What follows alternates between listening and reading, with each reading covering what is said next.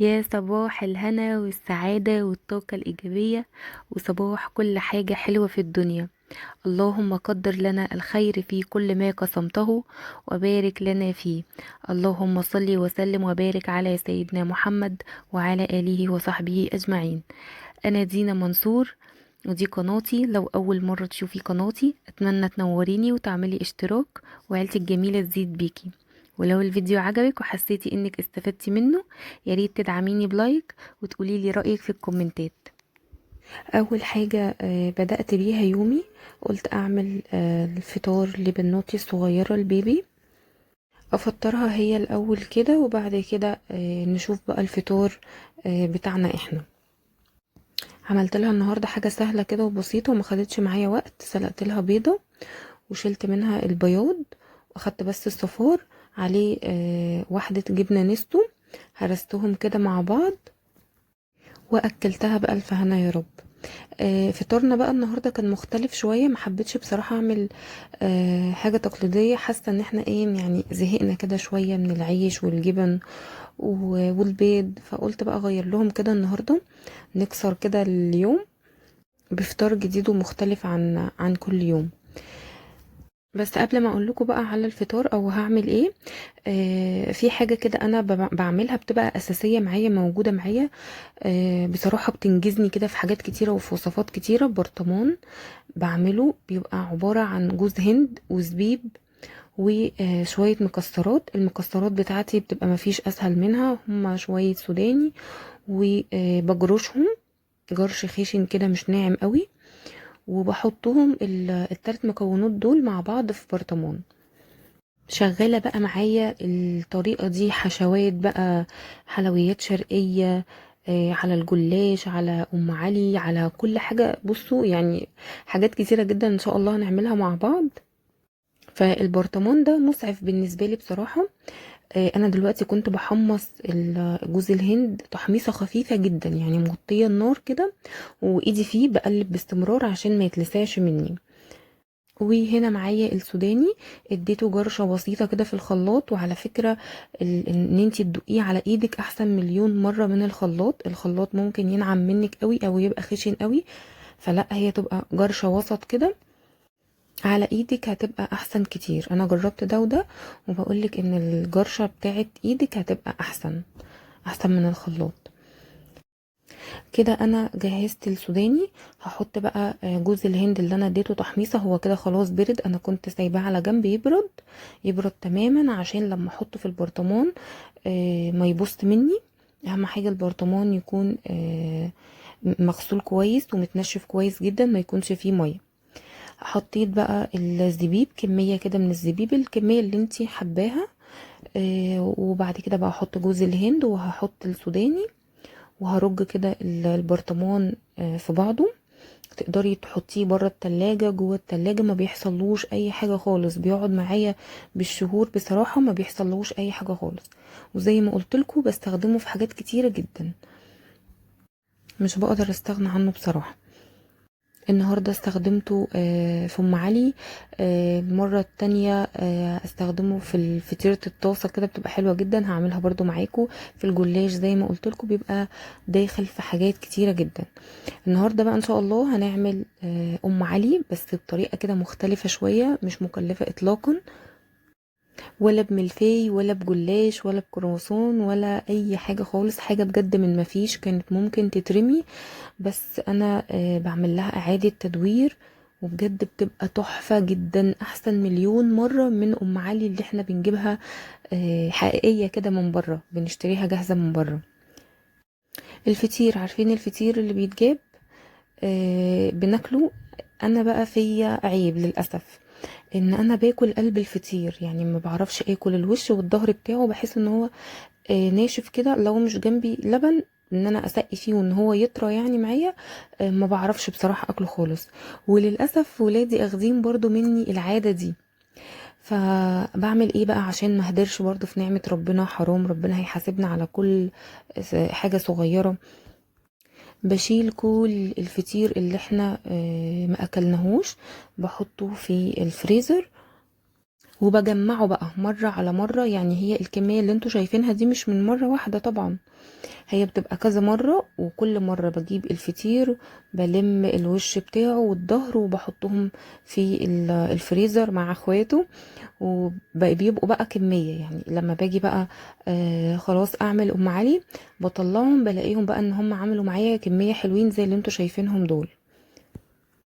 طلعت الطواجن بتاعتي وقلت بقى هحط كل شوية في طبق.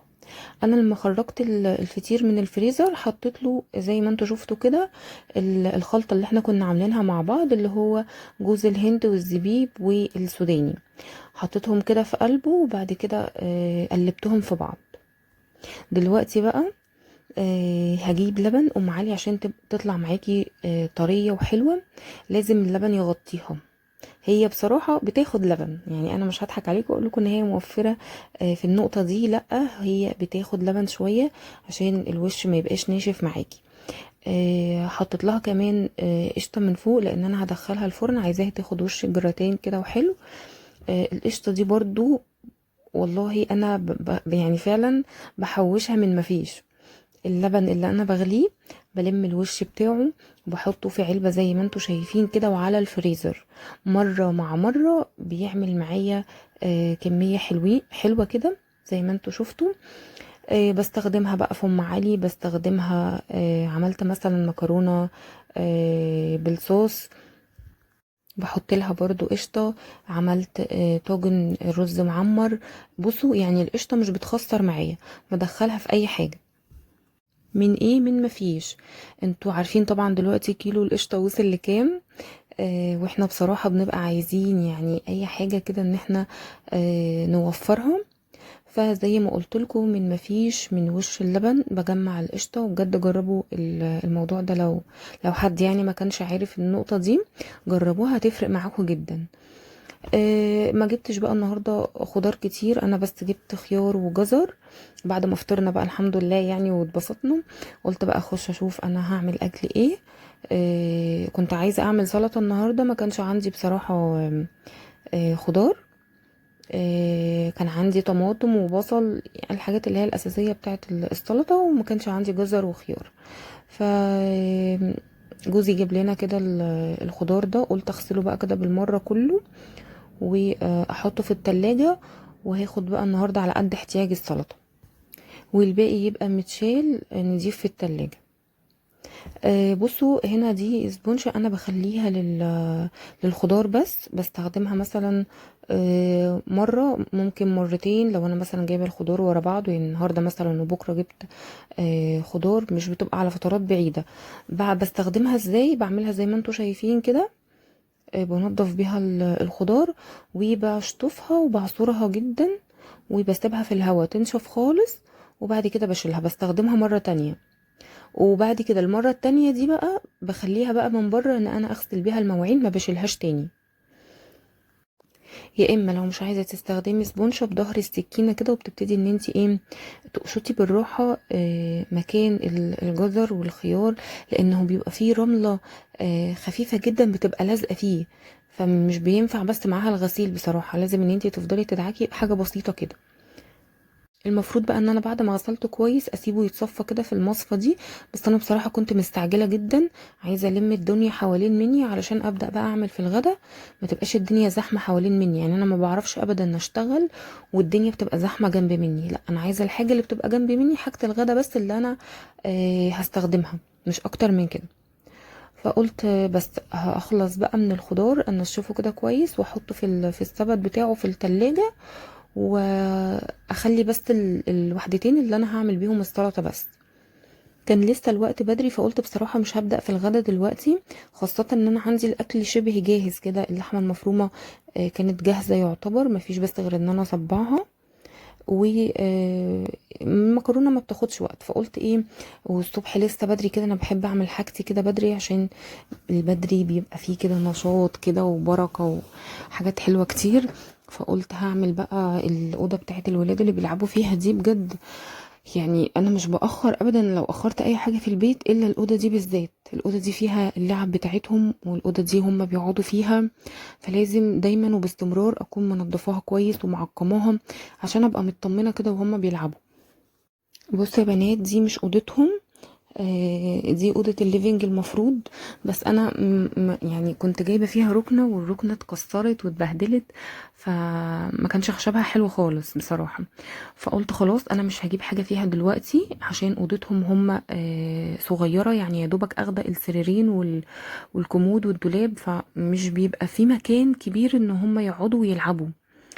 فقلت خلاص هخلي الأوضة دي ليهم هما، ان هما يلعبوا فيها، تبقى أوضة اللعب والمعيشة وكل حاجة، ويدخلوا بقى على أوضتهم على النوم بس. فأنا بصراحة عجبتني بقى الفكرة، ليه؟ لأن زي ما انتوا شايفين كده الأوضة ما شاء الله كبيرة، فيبقى فيها مكان كبير للعب. لأن هما قبل ما أنا أعمل كده، قبل ما أحط لهم اللعب بتاعتهم في الأوضة دي، وإن الأوضة دي أخليها أوضة اللعب ليهم، كانوا بقى مبهدلين الشقة. بصوا كور بقى بره في الريسبشن، ومش عارفه في الطرقه دباديب. فبصوا الموضوع بجد كان صعب قوي. فانتي بقى لو عندك حاجه زي كده، استغلي بقى الفرص. في اي كورنر كده فاضي ما تجيبيش فيه اي حاجه. لو عندك ولاد صغيرين، يبقى هو المكان ده مخصص ليهم هم، لحد ان شاء الله بقى ما يكبروا، ونبقى نجيب بقى في المكان ده بقى اللي احنا عايزينه، بقى الحاجه اللي احنا عايزينها. بس دي فكرة بصراحة، وقلت ان شاء الله انا مش هجيب في الأوضة هنا اي حاجة خالص، هخليها بس ان هم يلعبوا فيها. الأوضة ما شاء الله مساحتها كويسة، فان هم يبقوا قاعدين براحتهم ويلعبوا فيها براحتهم. هنا بقى يا بنات، لما جيت مسحت بصراحة، انا كنت بحب جدا امسح بديتول 4 في 1، بس لما دورت عليه ما لقيتهوش. جبت جنرال برضو كويس، جنرال بس لازم تحطي شوية حلوين كده، عشان إيه، ما اعرفش، حاسه ان انا لازم احط شويه كتار عشان ينظف معايا او يرغي شويه. ما رضيتش ان انا ارغي كتير واعمل رغاوي كتير واحط حبه كتار. قلت لا، عشان الم كده بسرعه بسرعه. بس برضو بتبقي عايزه ان انت تحطي تاني عشان تحسي ان هو بينظف. انما ادي طول ال4 في 1 او ال5 في 1 بجد تحفه جدا، ريحه حلوه ونظافه جميل بصراحه. بس انا ما لقيتهوش، فاستخدمت جنرال وكفى ووفى يعني. بعد ما مسحت الأوضة وفرشتها، دخلت بقى على المطبخ، قلت أشوف الغدا، فلقيت جوزي بقى خلاص بقى ابتدى ان هو يعمل في السلطة. هو بيحب يعمل السلطة بصراحة، وانا كمان بحب ان هو يعملها. بيقطعها صغير كده، والدريسنج اللي بيحطه بيبقى حلو مش مالح قوي. انا بصراحة بحب كل حاجة زي ده سنة في الملح، هو ما بيحبش كده، فلما بيعملها بقى بيظبط الملح بتاعها. فسبته بقى هو يشتغل في السلطة، وقلت بقى نبدأ في الغدا. حطيت المية عشان اسلق المكرونة، وهحط الملح العادي جدا عشان اظبط ملح المكرونة.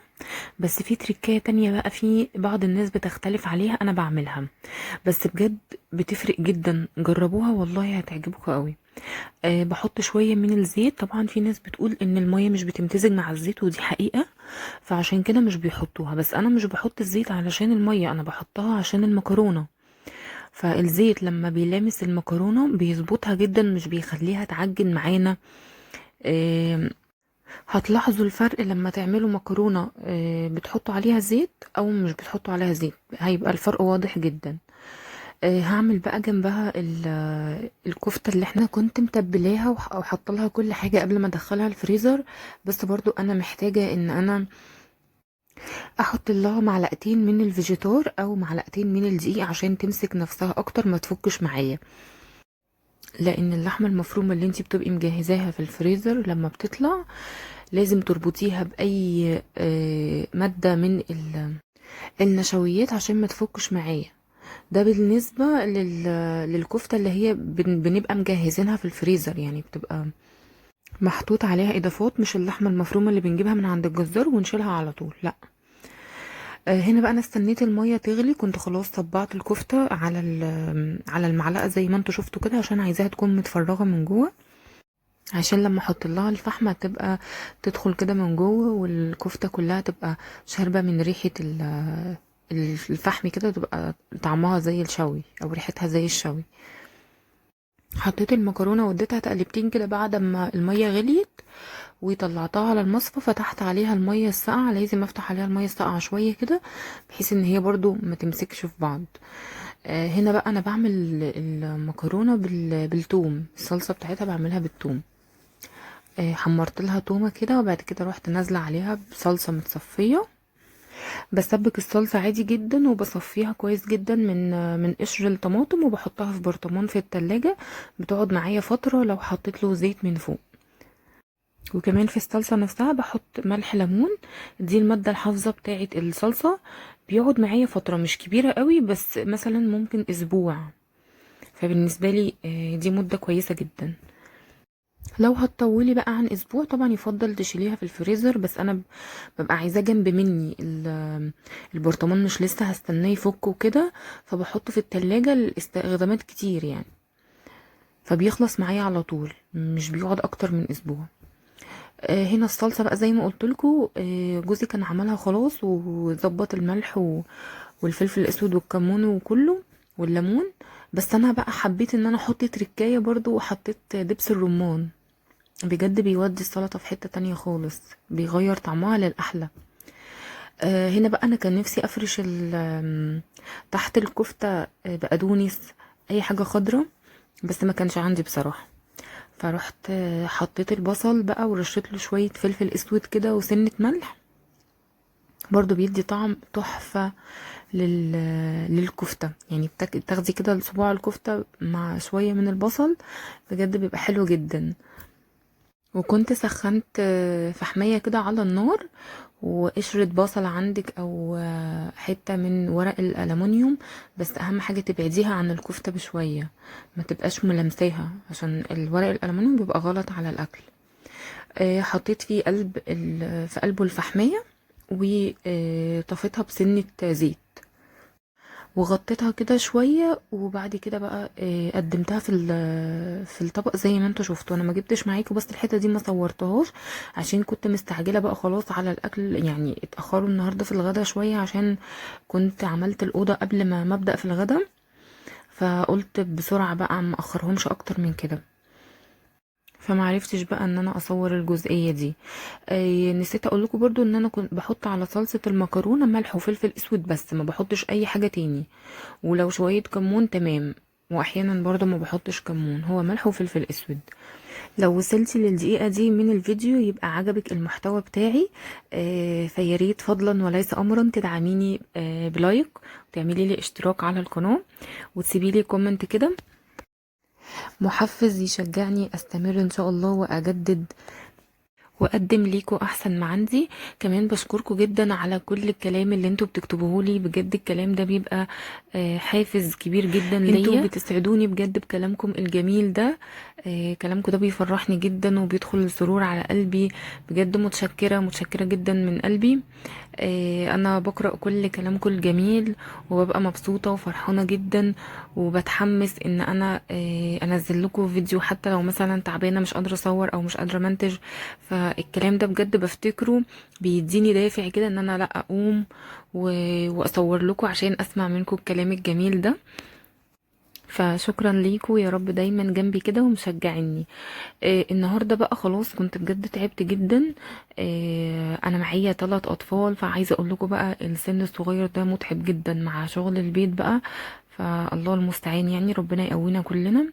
فقلت انا مش قادره اغسل بصراحه اطباق ولا حاجه. انا ساعات بستسهل الموضوع وبغسل الاطباق على ايدي كده وانا واقفه، بس وقت ببقى تعبانه مثلا مش قادره خلاص بحطهم بقى في غساله الاطباق. بقول يعني هي 10 دقايق كده انزل بس الاكل من عليهم على الحوض، ويكملوا بقى هم غسيل في غسالة الأطباق. جوزي نزل كده بقى جاب لنا شوية حاجات من السوبر، جاب لنا بقى المقرمشات بقى والتسالي والحاجات دي. اللهم ارزقنا الإخلاص في القول والعمل. ربنا يبارك لنا في بيوتنا وفي أولادنا، ويجعل تعبنا في ميزان حسناتنا يا رب. هتوحشوني للفيديو الجاي. أسيبكم في رعاية الله وأمنه. والسلام عليكم ورحمة الله وبركاته.